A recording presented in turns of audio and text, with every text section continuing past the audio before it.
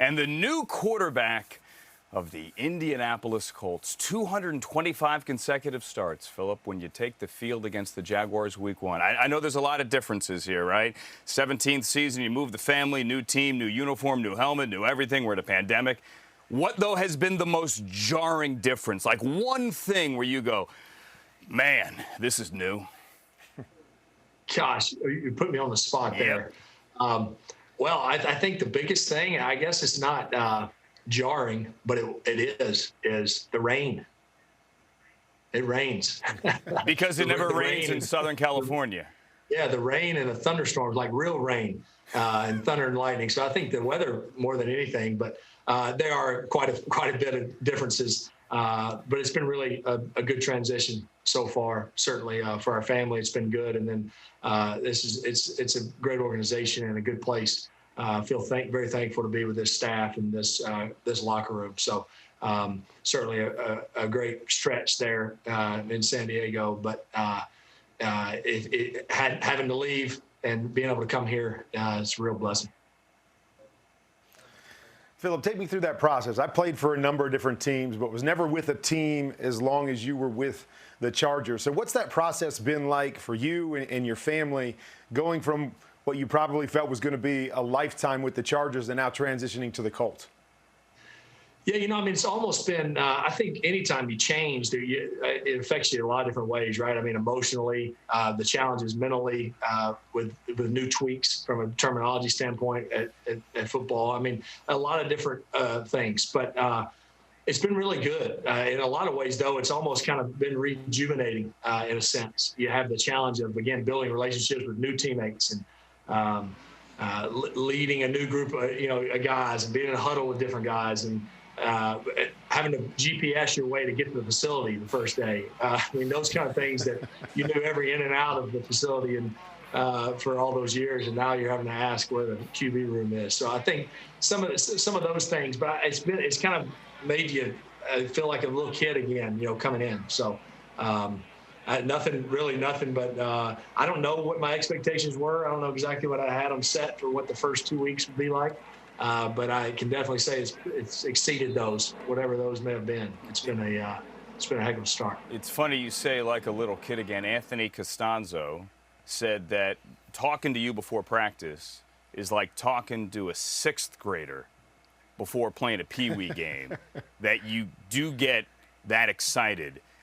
How do you, with all due respect, do that at 38 years old? Is it just because it's something new this year? How do you maintain that? Well, I think some of the newness certainly probably adds to that excitement. But I think that's the reason why I still love to play and want to play, because I love it. I love to compete, love the ins and outs of it from a schematic and strategy standpoint. But most of all, just love to compete. Feel very thankful at 38. I can go out in the backyard, essentially out on these practice fields and play a game. So it's been a heck of a lot of fun. I mentioned the locker room earlier. It's a heck of a group of guys. I was always thankful to have that out west all those years with our Charger teams. And I can say, I'd heard nothing but great things about this locker room and this group and the camaraderie that they had. It's certainly been every bit of that. So felt it's been good to kind of ease your way in. It's a little different for me, obviously. That goes without saying, but it hasn't taken, I guess, as long as I thought. It's a lot of personalities, a lot of closeness, and it's been fun to mix right in with them. And the pandemic has obviously made it a strange offseason. One of your greatest traits is your leadership. So I'm just curious, in the midst of this pandemic and the social distancing and all the stuff you have to do, what are some of the things as you've entered this new situation that you've tried to do to insert your leadership role with the Colts?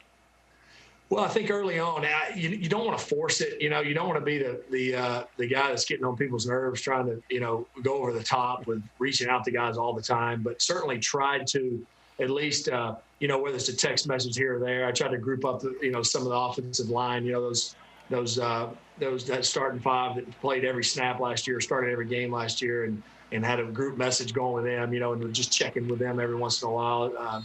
A handful of wide receivers and tight ends. We were getting together to throw as soon as I moved up here first week of June.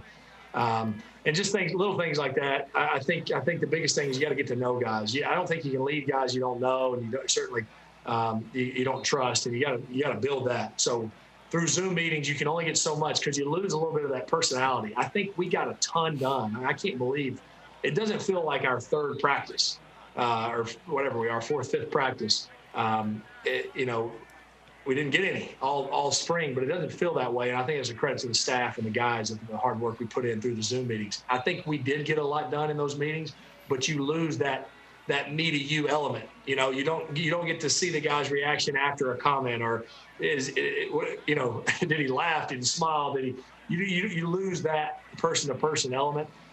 So that was important to me to try to at least create somehow, and then really dive into that now, because I really do think, I love to play. I love, to win and compete, all those things. But being a teammate really is one of my favorite things of this whole deal. I mean, there's only 32 locker rooms like this. I know there's other sports, but 32 NFL locker rooms. And so being a teammate is a special thing. All of us are here because of this game. Otherwise, we'd have probably never met. So it's a thing I take very seriously, and it's important to me. So I wanted to at least hopefully that's felt early on and build that camaraderie and trust, and then you can go out and really compete and try to go win a championship. I think it's also something that everyone at home can relate to as well. I'm back in the building here in LA for the first time in 5 months, and you're seeing people you haven't seen since March, and oh wow, hey, you got to connect, and you don't see. There's so much you miss over Zoom. And now that you're there, actually, I feel like I got one more quote from a teammate. It's Justin Houston. He says, I think he's going to shock a lot of people. He has a lot left in the tank, which is great. I mean, it's what you want him to say. But it also, correct me if I'm wrong, kind of implies, Philip, that there are people out there that doubt you, that doubt whether you have something left in the tank. Do you hear that? And if you do, what does it do to you? Yeah, I think I don't try to put on the earmuffs and not listen. I don't go searching for what's out there, but at the same time, I don't try to crawl into a hole and not hear it. So yeah, I'm not motivated in that way. It doesn't motivate me more, but I do. I almost kind of just shake my head, I guess, a little bit, because I think that's the easy thing to do. Probably the lazy evaluation is to go, man, if you're a bunch of interceptions, yeah, oh, that ball floated, yeah, all right, he's done. They've watched 15 plays all year long, So I know I can still play at a high level. Now I got to go do it. I can sit here and tell you here on August 18th that I can still do it, but unless I go do it, it doesn't matter. But I know I can certainly start from taking care of the football, and then it's going to, again, just doing my job. I think that's the biggest thing.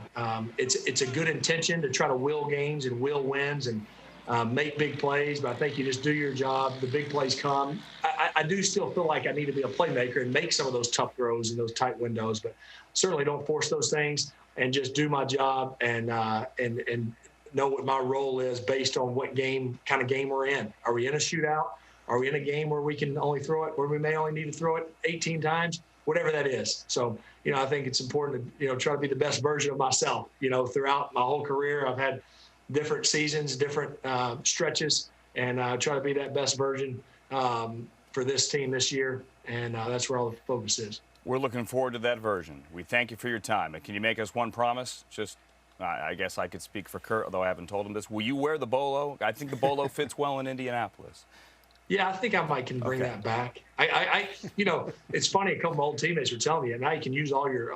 Kellen Clemens was telling me, hey, all your old material and all your old stories, they're all new now. They're all new. So I'm getting to tell all these stories that the guys out there have heard forever. So, yeah, maybe I can bring the bolo back. Bring the bolo back. That's a T-shirt. Bring the bolo back. We have Philip Rivers back on the show. Philip, great to have you on. Thanks as always, sir, and good luck with the Colts. Appreciate that. Good to see you guys.